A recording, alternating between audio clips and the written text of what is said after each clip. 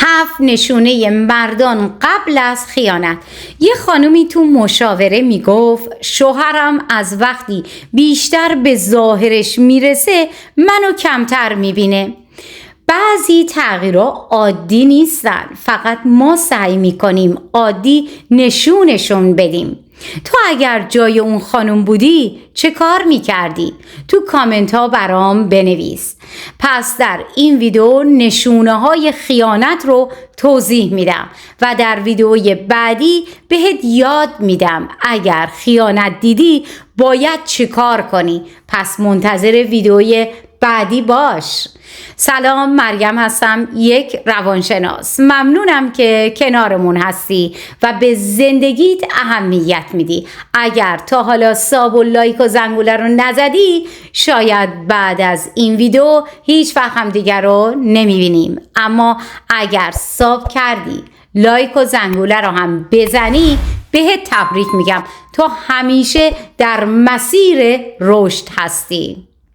امروز میخواییم پرده رو کنار بزنیم و درباره یک موضوعی حرف بزنیم که هیچ کس دوست نداره براش پیش بیاد و خیلی‌ها حتی نمیخوان دربارش صحبت کنن. خیانت.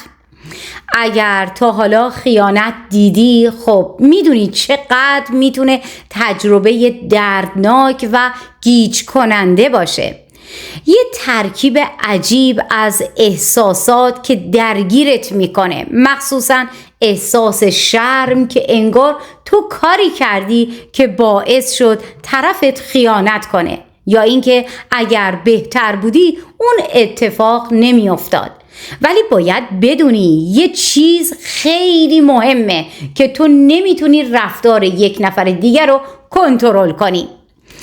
اگه اون خیانت کرده فقط خودش مسئولشه، نه تو. حالا اگر بتونیم نشونه ها رو زودتر بشناسیم میتونیم زودتر واکنش نشون بدیم و جلوی آسیبای بیشتر رو بگیریم. تو این ویدیو میخوام 7 نشونه ای رو که مردها معمولاً قبل از خیانت از خودشون نشون میدن رو باهات به اشتراک بذارم. اولین نشونه ای که باید بهش توجه کنی اینه که یه دفعه بی دلیل باهات دعوا میکنه. یکی از دوستانمون میگفت شوهرش بدون هیچ دلیلی هر روز عصبی بود و درگیری به وجود می آورد سر یه چیزای کوچیک. حتی خودش هم نمیفهمید چرا اینقدر زود عصبانی میشه. این یعنی ذهن ناخودآگاهش داره رابطه رو پرتنش میکنه تا شاید راحت‌تر بتونه از رابطه جدا بشه یا خیانت بکنه. حتی ممکنه تو رو مقصر جلوه بده تا خودش احساس گناه نکنه. اینجور وقتا خیلی مهمه که آرامش خودتو حفظ کنی و بحث رو بیشتر شعله‌ور نکنی. دومین علامت که خیلی‌ها متوجهش نمیشن رفتار مشکوک با گوشی هست. یه خانمی تو مشاوره میگفت شوهرش گوشیش رو پشت سرش میذاره و میخوابه و خیلی وقتا تماساشو بیرون از اتاق جواب میده. یه بار حتی فهمید یه گوشی دوم داره. آدمی که چیزی رو برای پنهون کردن نداره رفتار شفافی رو داره. من وقتی با همسرم هستم همیشه گوشیامون جلوی چشممون هست و میتونیم پیام هم رو ببینیم. این یعنی صداقت. اگه دیدی طرفت نمیخواد تو پیاماش رو دست ببری یا گوشیشو پنهون میکنه باید بیشتر حواست جمع باشه. سومین نشونه خیلی واضحه رابطه جنسیتون سرد شده. اگه قبلا صمیمیت خوبی داشتی و الان دیگه خبری از اون نیست یعنی یه جای کار میلنگه. رابطه جنسی بازتاب صمیمیت عاطفی بین شماست و وقتی این صمیمیت از بین بره احتمالاً داره اون نیازها رو جای دیگه دنبال میکنه. یه خانمی تو مشاوره میگفت همسرم دیگه علاقه‌ای نشون نمیداد و منم سرخورده شدم، ولی بعد فهمیدم داره جای دیگه دنبال اون نیازا میگرده. قبل از ادامه ویدیو اجازه بدید پلیلیست درک زن و مرد رو به شما معرفی کنم. ویدیوهای خوبی گذاشتم، میتونید انتخاب کنید و ببینید. لینک رو در پایان ویدیو و همینطور در قسمت دیسکریپشن براتون گذاشتم. خوشحال میشم ببینید و نظرتون رو برام بنویسید.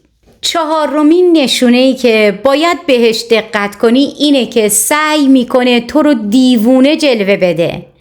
یعنی تلاش میکنه بگه تو حساسی یا داری شلوغش میکنی، در حالی که خودش داره حقیقت رو پنهون میکنه.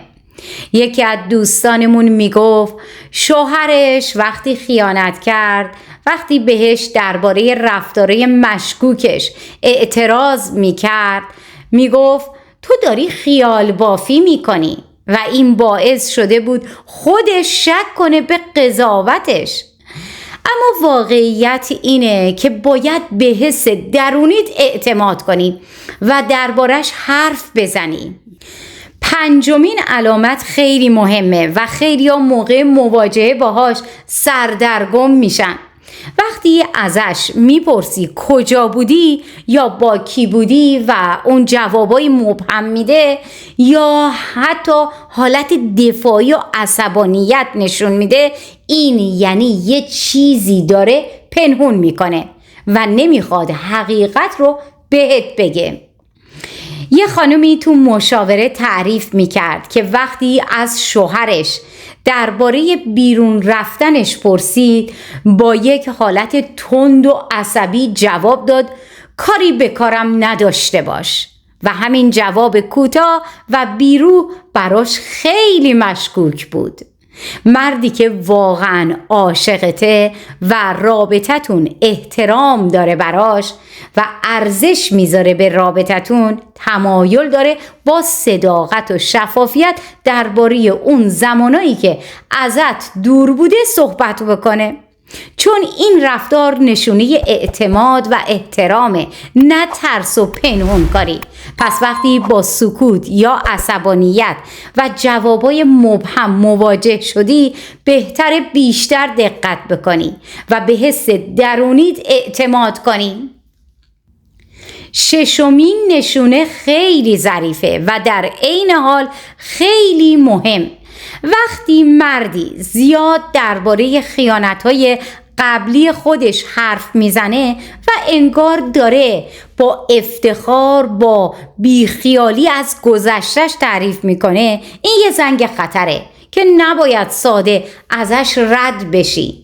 من تو مشاوره دیدم یه آقای صادقانه گفت قبل از ازدواجم خیانت کردم و بهش هم گفتم، ولی حالا دوباره دارم همون مسیر رو طی میکنم. این حرف یعنی یه چرخه تکراری که شاید خودش هم نتونه کنترلش کنه یا حتی نمیخواد کنترل کنه.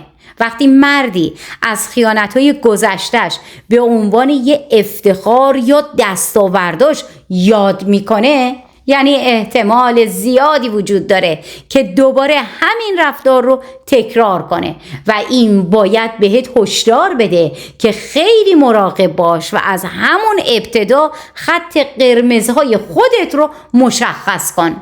چنین رفتاری نشونه اینه که اون شخص به سلامت رابطه و به تعهداتش به اندازه کافی اهمیت نمیده و بهتره تو به احساسات و امنیت خودت بیشتر توجه کنی.